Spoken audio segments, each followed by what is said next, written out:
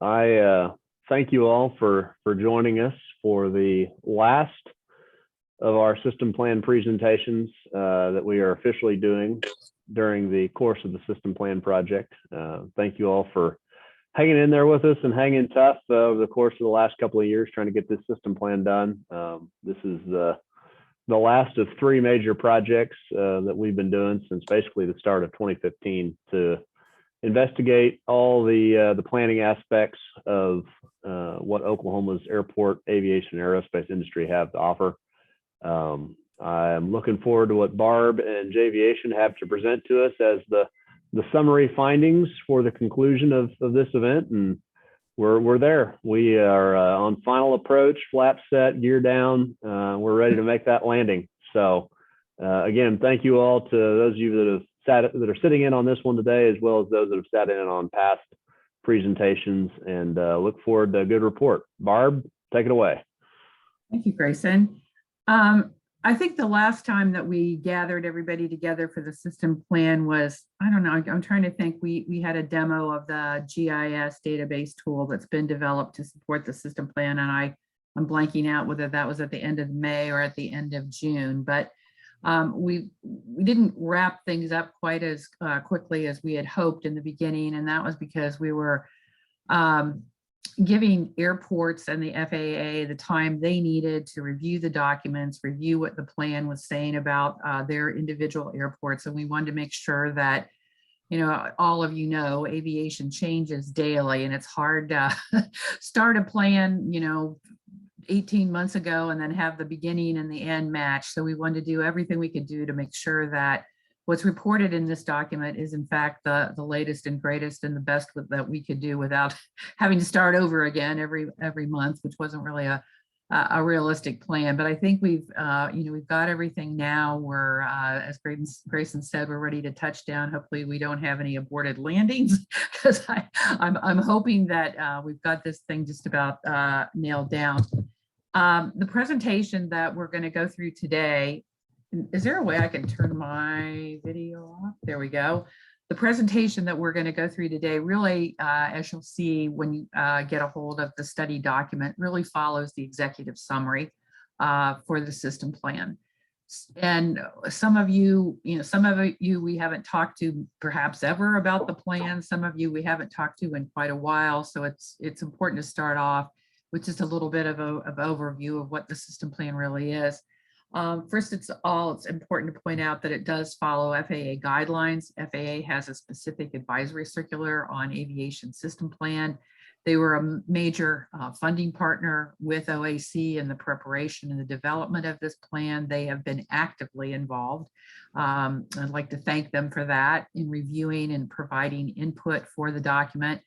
I will say I've been doing these plans since the early 70s, and lots of times FAA doesn't show that much interest in an aviation system plan, but your FAA folks have really been great about providing input, providing guidance, and they look at this as an important resource to them. So that's a great positive thing that will come from this plan. It does provide both FAA and the state for a blueprint on how to best enhance and expand the Oklahoma airport system in the future.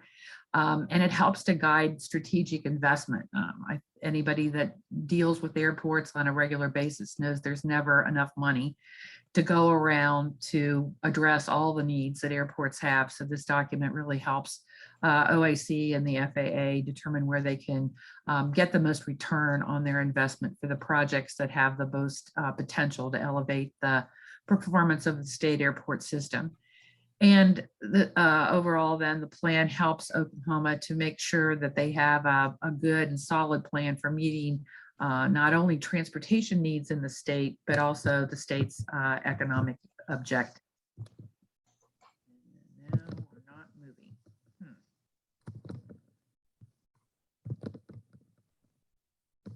Oh, there we go. Some of the current characteristics of the airport system. Over 90% of all the airports are included in a document called the NIPIAS, National Plan of Integrated Airport Systems. And that's an important consideration, because an airport has to be included in that document before it's eligible to compete for federal funding. So the goal with any state airport system is to have as many airports as possible also in that federal airport system to maximize revenue streams for the state airports.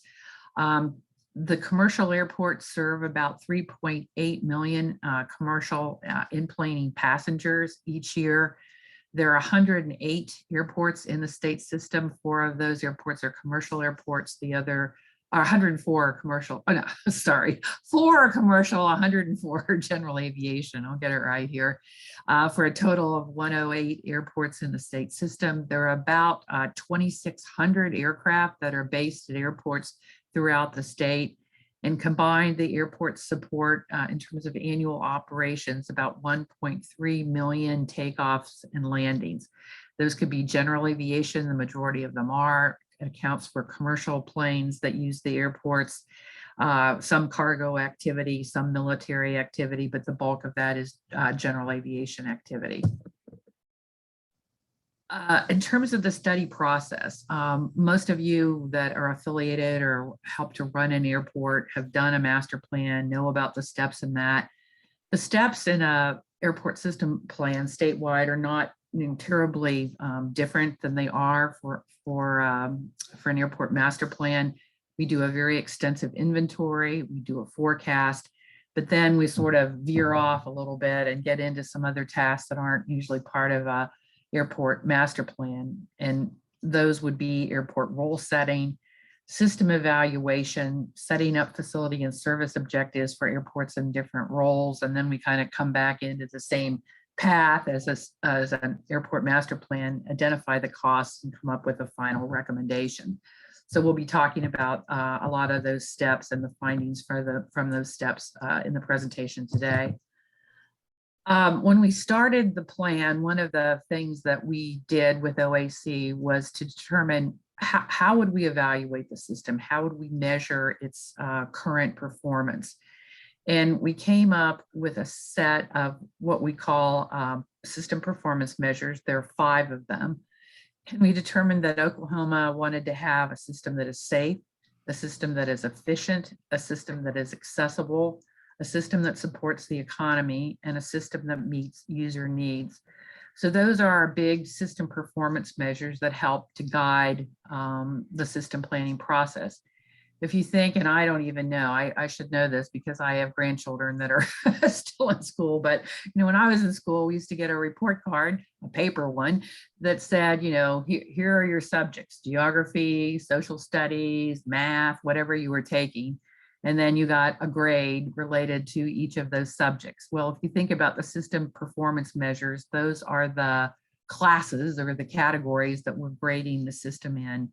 And we use a series of benchmarks for each of the performance measures. They're things that we can actually measure or count, and things that Oklahoma can go back the next time they do their system plan and count them again, so that they can see how the system has progressed or how it's actually improved between when this system plan was completed, largely 2021, early 2022, and they'll be able to measure improvement and show how investment has really helped to make the Oklahoma airport system more viable and better. These are the results of some of our system performance measures. I'm not going to bore you and read each one of these, but what these graphs show you is that, again, we start with the big measure, and on this one we've got, I can't see it because I've got the header above it. System performance for safety is the top set of bars there, and then system performance for efficiency are on the bottom. If there's a red portion of the bar, that means that the airports in the state are currently 100% complying with or meeting that particular benchmark. If there's blue or green, that's area that where improvement is needed. So you can see on there, depending upon where we are on the top, we'll just pick a few of these off. The first one under safety is full control of all RPZs, runway protection zones at the airports. So we did a lot of, I don't know, I guess we could call them unique because they were more, a much more deeper dive than we would typically do in a system plan to look at some compliance with FAA standards for things like RPZs, RSAs, runway and taxiway separation, whether the airports have height zoning, looking at the pavement condition index, and then also looking at clear approaches. And if you look at them, we'll just pick out a few of them here. The first one, the top one, is for RPZs. And we actually, for all of the RPZs for each runway end at all airports, evaluated those to determine whether they were fully under control of the airport or only partially under control. And if you look at the findings here, only about 30% of all the RPZs at all airports are currently fully under airport control as is recommended by the FAA. So that's an area where as airports start to update their master plans, they should be looking, you know, at how they scored in that particular category. And if they don't own or control their RPZs, that's an action they should be taking. If you drop down to the bottom line on that same top set of bars, another thing that we looked at is the approach to each runway end and whether there were clear approaches, 20-to-1 being the least demanding, to the primary runway end. And we found that right currently, only about 50% of the airports have a clear approach, a clear 20-to-1 approach to their primary runway. So that's another area where improvement is definitely needed. Then when we drop down to efficiency, we look at things like weather reporting, precision-like approaches, which would be similar to an LPV approach, lighting systems, and VGSI for additional nav aid assistance. And you can see there that, again, if we're in red, that means that that percent of the airports currently are compliant or are meeting the benchmark that we looked at.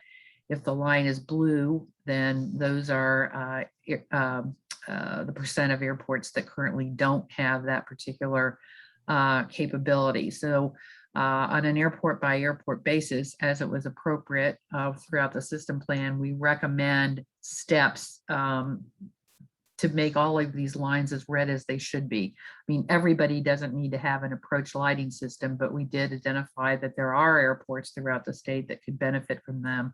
And those types of recommendations are included in the individual airport reports. Some of the additional performance measures that we looked at, accessibility, and the Oklahoma airport scores really well in that category. You can see almost everything that we looked at there has a high score for accessibility. The lowest is still over 80%, and most of them are closer to 100. We looked at economic support. In order to do that, the National Business Aviation Association has characteristics that their members have identified as being desirable for them for a business-ready airport. So we looked at those characteristics. Right now, about 40% of all the airports in the state already meet all of those characteristics. I think we identified, I don't know, someplace in the neighborhood of 10 to 12 additional airports that should be upgraded, which would take you up to that closer to the 50%, actually over 50% of the airports that would meet those characteristics. But when you look at the 30-mile accessibility to any of those NBA-ready, business-ready airports, population-wise, over 90% of all population is currently within 30 miles or less of one of those MBA business-ready airports. So that's a good finding, because that helps to indicate, or it indicates that the airport system is providing good economic support for businesses and business travel. The bottom one then is user needs, and we looked at things like, you know, which airports are attended, which have fuel, which have FBO, which provide maintenance, and so on and so forth. And depending upon which one we're looking at, many of those are kind of like 50% do and 50% don't. And as you can imagine, when we drop down to the smaller airports in the state, many of them are not attended. Many of them don't have an on-site manager. They don't have a full service FBO. One of the things that we would like to see improved is the percent of airports that offer at least some type of fuel. Right now, there's close to 30% of the airports that don't have any fuel at all. We understand why that is, because they don't have enough activity to pump the fuel to have it, stay fresh and have somebody there to provide it. But still something that should be monitored and improved as it's, applicable and as activity grows at some of the smaller airports. After we go through the system evaluation then, and almost really these two things run in parallel, we went through an extensive analysis to look at the role that each airport plays in the state airport system. The last time that Oklahoma did a state-wide system plan, FAA only had two categories of airports: general aviation and commercial. They didn't have any stratification of airports within the general aviation category. And many states, with lacking any kind of guidance for the FAA, started their own process to say, okay, well, not every airport in our state is equally important. And if a big wind is going to come in and blow away, some of our airports, which ones are the most important for us to get our arms around and saved, because we can't be maybe all things to all airports. So states started stratifying general aviation airports even before the FAA did. But now FAA has come around and done that kind of stratification. They have 4 categories, or 5 if you look at unclassified, but they have national business. I'm going to forget one here. General, basic, and I'm missing one. I got a blank. Well, it doesn't make any difference, but anyway, that was one of the things that we looked at. FAA, when they come up with their categories, they basically assign those roles just based on activity or types of activity that the airport accommodates. But for the Oklahoma system plan, we looked at 20 different factors. So we looked at the factors, we scored them, we ranked them, we sorted the airports into like mathematical cohorts. And we did a very rigorous analysis, and this was with FAA guidance, to give a fresh look at which airport should be in which role category in the state. We looked at various facets of activity, facilities, services that are available, the socioeconomic and demographic characteristics of the markets that the airports serve, the FAA role assignment, assuming that that's applicable, and several other additional factors. And in the end, what we came up with was 4 categories. The last time the system plan was done for the state, there were only 3, based on the increased percentage of large business jets in the general aviation fleet, and the fact that many of these, this is the fastest growing, according to FAA, fastest growing segment of the general aviation fleet. We came up with a new category called national business. We still have regional business airports, and then general airports and community airports. And you can sort of guess from the different kinds of planes that we've got representing those 4 categories, these airports, for the most part, should be designed and planned so that they're serving different sizes of aircraft. As you might guess, the national business airports are for the most part located near the larger urban centers in the state. A lot of the regional business airports are also in larger cities throughout the state, and then we kind of step down from there.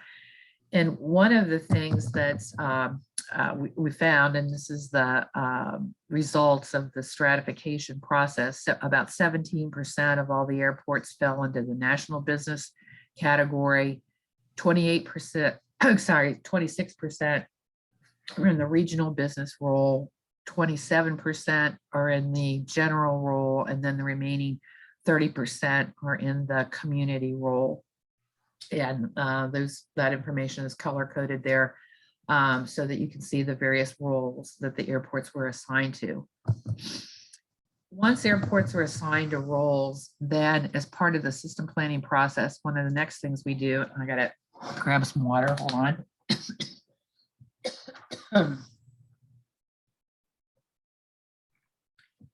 is come up with a set of what we call facility and service objectives that are applicable to the airports that are in each of those 4 role categories. Now, these are not standards. They're not mandated that you have to have them. You know, what we find is that sometimes, you know, we have airports that ideally we'd like them to meet these objectives, but there are community constraints, financial constraints, environmental constraints, you know, things that are, you know, real world that just occur that keep some airports from completely complying with their facility and service objectives. But what these objectives do is really to provide, you know, guidance for airports when they do their own individual master plan or airport layout plan updates. They should be looking at their facility and service objectives from the system plan and make sure that they're, you know, at least planning for what the system plan would like them to see, like them to be, and the facilities that they'd like them to have in place. Some of the findings from the analysis that we went through, and these are some of the higher level roll-ups of what we found for airports that need improvements to meet FAA standards. Some of these we've talked about previously. 75 airports that need actions so that they have complete control over their RPZs. We have about 10 airports where we identified that currently they're not meeting their appropriate runway safety area RSA standards. There are about 23 airports around the state who need to still work with their communities to get published height zoning regulations in place. And again, about 54 airports, half the system, that have obstructions currently in their 20-to-1 approaches.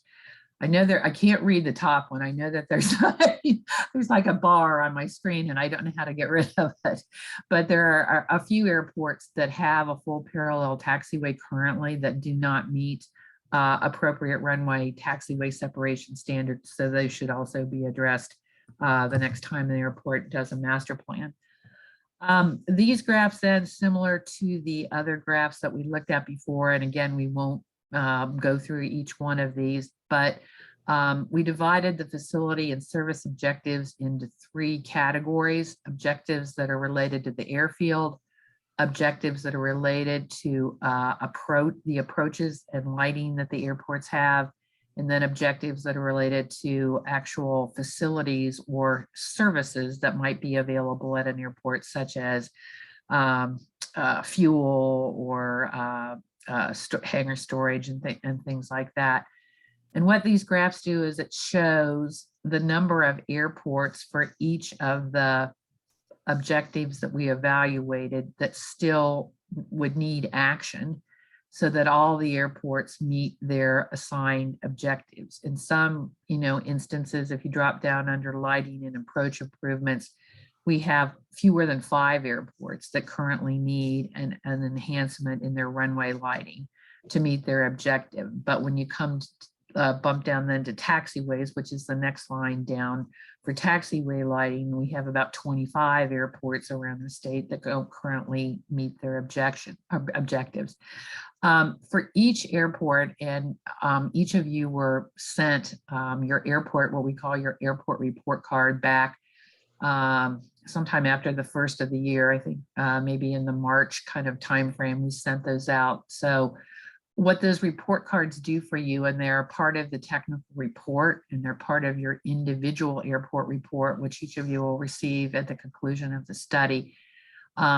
Those report cards take your airport role. They consider your current facilities and services that you have in place today.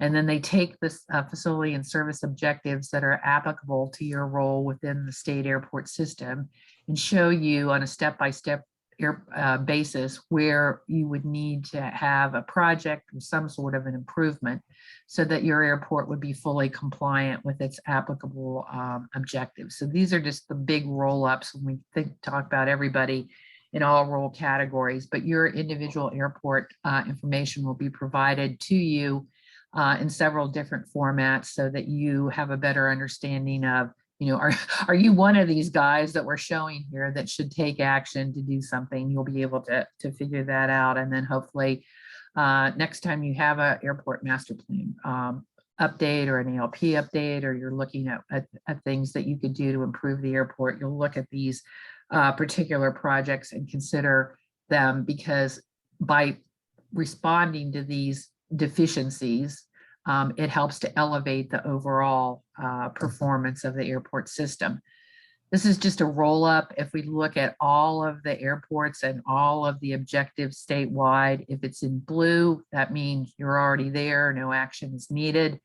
If it's in red, this is someplace where additional projects should be considered. And if it's green, it's not an objective for airports. When we get down to the smaller airports that are particularly in the community role, and even some of the airports that fall into the general role, there's just not enough activity to warrant some of these objectives that we've set. For instance, just let's pick one out here, aircraft maintenance.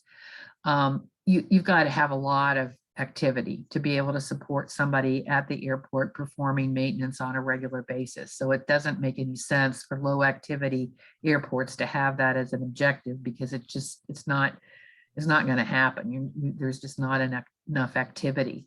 So in some instances, for the lower activity airports, some of these things are not an objective just because they don't make sense, because there's just not enough demand to warrant some of these factors that we looked at. So what would be the benefit of improving the system to either better meet the performance measures and the benchmarks that we use to evaluate the system, or for the individual airports to comply with all of the objectives that are appropriate to their role? We'll just go around. There'll be increased economic impact. As we know, as airports are huge drivers of the economy. A lot of that information is not always easy to capture, but anecdotally, we know that businesses often come to a community or stay in a community or leave a community because of certain features related to the airport that serves that community. So as airports improve, they have the ability to drive the economy and increase economic impact. If the improvements are implemented as they've been identified, there will be more NBAA business-ready airports in the state, also very good for the economy. We've already pointed out that there are a number of opportunities for the airports to be improved to meet FAA safety measures. So that would be another benefit. Having better weather reporting, having better lighting, increasing the number of airports that have some type of a published approach or a precision-like approach also helps to increase efficiency and improve accessibility. And again, if we add fuel, if we add other services to the airports, that helps the users at those facilities. So there are a lot of categories where we would see improvement to the system, assuming everything can be achieved. So how much will all of that cost? Well, as you might guess, there's a pretty big ticket for all of those things. And that's why strategically it's important to understand, where can you get the most return on investment by, improving the system. One of the things that Oklahoma did in their plan that we don't always do, but it helps us to have a better understanding of the holistic picture of what the system is really looking at in terms of investment that might be needed, we have projects that were identified by the system plan. Those are the projects that we just went through that are either needed to enhance the system to meet the benchmarks or enhance the airports to meet their facility and service objectives. But then in addition to all of those projects, starting in the fall of 2021, and this extended actually, I think into June of 2022, all of the airports were asked to also provide their additional projects that they are looking to implement over the next 20 years. So we have, you know, a complete picture, a better picture, a more holistic picture of all of the projects that are going to be needed, the cost for those projects, and those have been blended together within the system plan so that OAC can really have a better understanding of everything that everybody's going to need to meet their bottom-up needs at the local level that they've identified, and then also to address the things that have been identified in the system plan. When you add together the airport identified projects, the system plan identified projects, and one thing I should point out is that we did do a pretty extensive analysis to make sure we weren't duplicating projects between those two categories. So if an airport was already planning to do something that the system plan identified, we didn't count it twice, it's only counted once. But when you add together the projects that the system plan identified and then the airport identified projects, we've got a total need over the next 20 years of about $2.5 billion. 74% of that is related to projects that were identified by the airports, and then the remaining 26 related to projects that came from the system plan. We also looked for that 2.5 billion, that big ticket that we're looking at over the next 20 years. About 63% of all of that financial investment is needed at general aviation airports, and the remaining 37% at the 4 commercial airports. We also looked at investment by airport role. And as you might expect, the national business airports, which are the ones that should have the longer runways, the runways that have greater pavement strength, they take up about 58% of all the project investment, followed by the regional business airports, which are about 22%, then general, and then the community airports at only 7%. So it's kind of a logical, you know, what you would expect. The larger airports have more investment needs because they have more expensive projects that have to be completed. For the system plan projects, and I think it's important to point out, and we actually are just in the process of making another graph that will do the same kind of breakdown for that whole $2.5 billion investment. This graph shows just the distribution of projects by type for the system plan, which is 639 million. And as you can see on there, the gray segment, which is runway and taxiway projects, and then the orange segment, which is the pavement strengthening projects that we identified in PCI projects, that those two type categories of projects require the greatest percentage of the investment over the next 20 years. So what does this all mean to all of you in the end?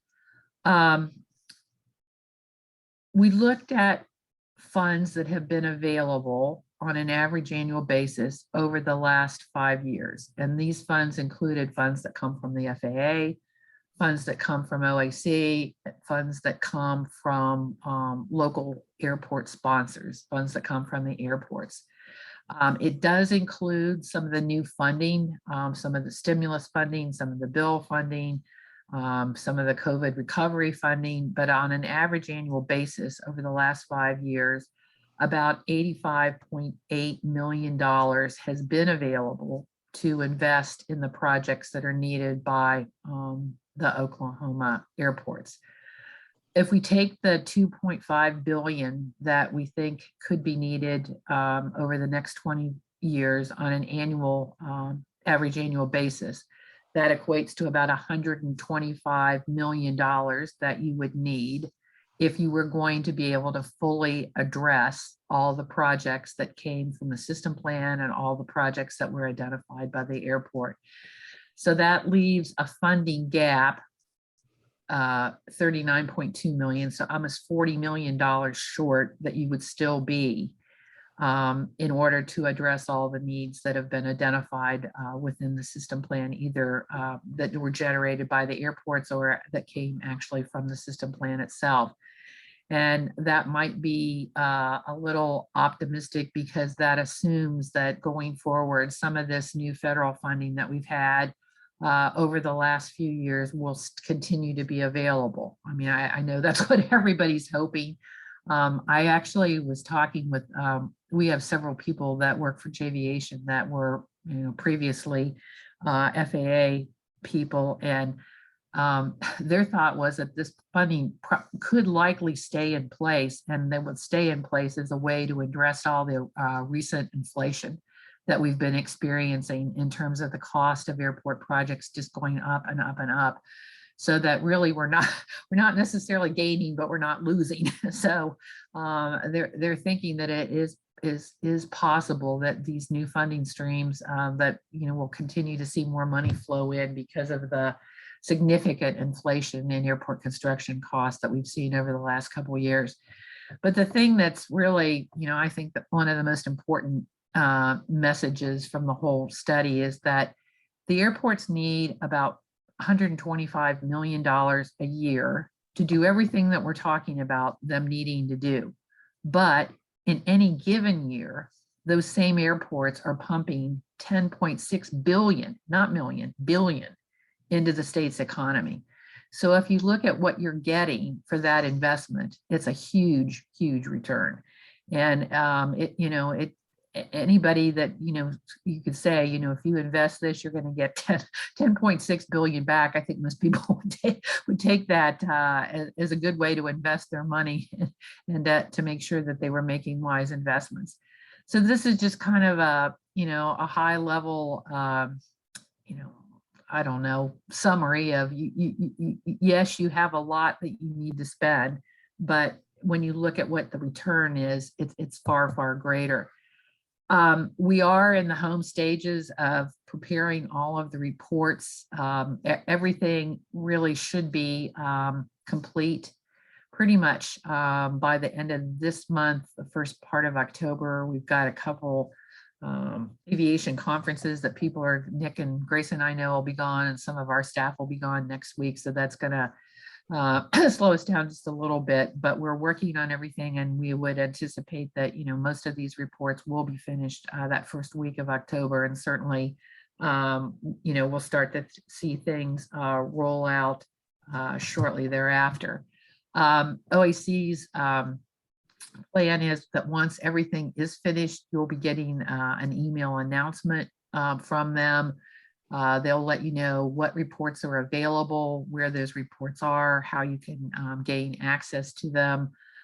Some of the reports will be in hard copy. Most of them will be electronic, but there will be hard copy of some of the reports that you can obtain from OAC if you go online and see that there are reports that you'd like to have a hard copy of. That pretty much wraps up what our role, Jviation's role has been. Oklahoma, as usual, is a wonderful client to work for. You guys are lucky that you have such dedicated professionals. I mean, we deal with a lot of states, and Oklahoma is at the top in terms of the staff that you guys have, and the level of care and commitment that they have to the airports. It's incredible. So, and the knowledge that they have of your airport system is also excellent. I bet we have some states that we work for that probably couldn't name 10 of their 100 airports if you asked them.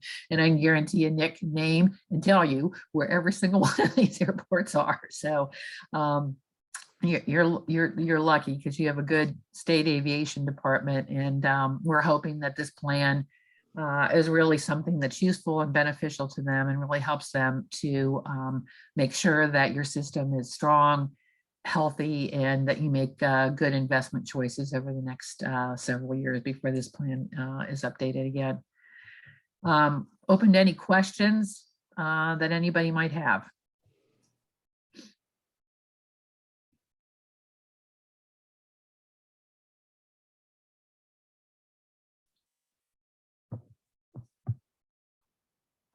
Anybody there?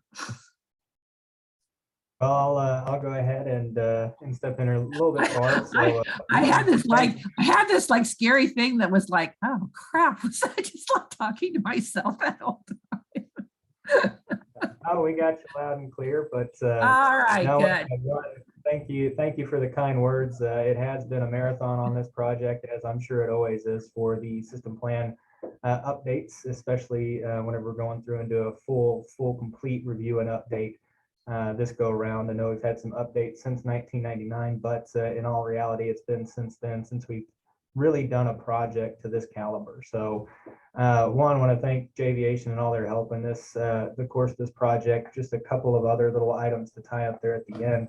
As Barb mentioned, most of this, well, I say almost all of these items will be available at the airports tab at oac.ok.gov once we go live with all that. And of course, you will all be getting several emails from Sandra as we go and roll this out, as she is so good at doing. So we will certainly let everyone know whenever everything is ready to go live and whenever all of that is accessible at our website. There will be electronic versions of all of these documents, the technical report, the fact sheet, the executive summary, and the individual airport reports will all be on the website. There will not be any copies of the individual airport reports made as part of this project. That'll all just be something either we can help you print off via our office, or you can print them at your own office or take them to FedEx down the print shop and get them done there. So we've had great success with those types of pamphlets in the past with the economic impact study, and we think those are going to be huge as we roll out this this new iteration of the airport system plan. Again, it's just, there shouldn't be any big surprises whenever all this rolls out, since all of this information was reviewed as part of your airport report card reviews that we sent out earlier this year, starting back in March. And so so you shouldn't get anything that's real surprising to you, but if at any point along the way you have any questions, okay, so you're running a little ahead of time. Hey, Chris Monroe, I don't think I can mute you there, but Okay. I think they'll be there right at 4:30. There we go. And so with that, again, any questions that anybody has that we could help address right now, feel free to go ahead and unmute yourself and jump right in.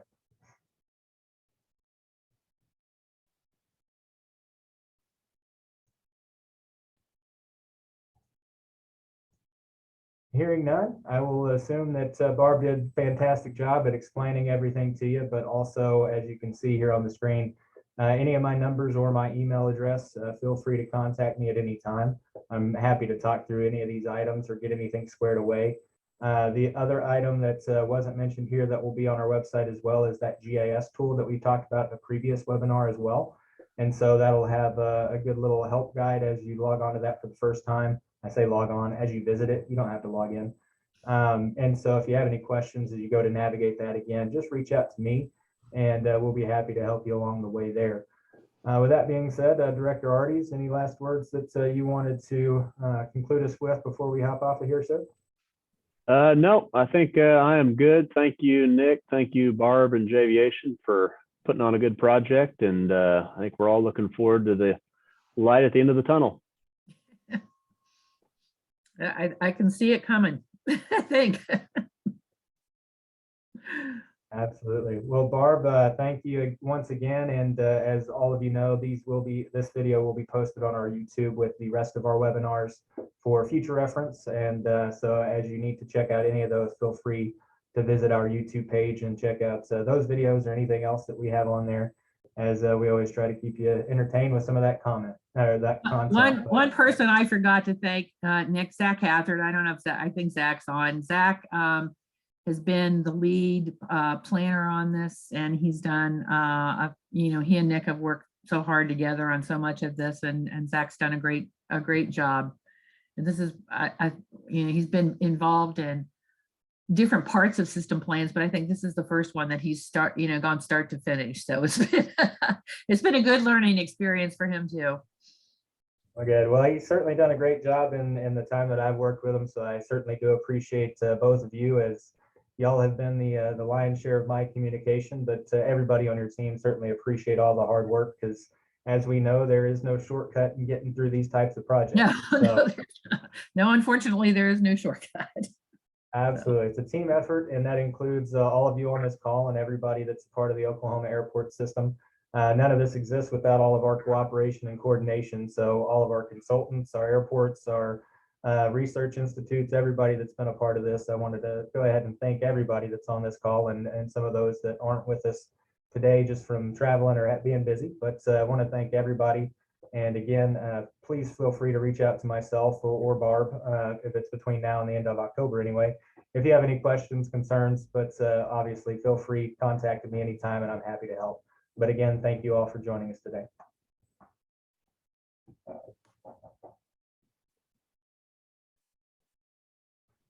All right, thank you very much, Barb, and we will see you later.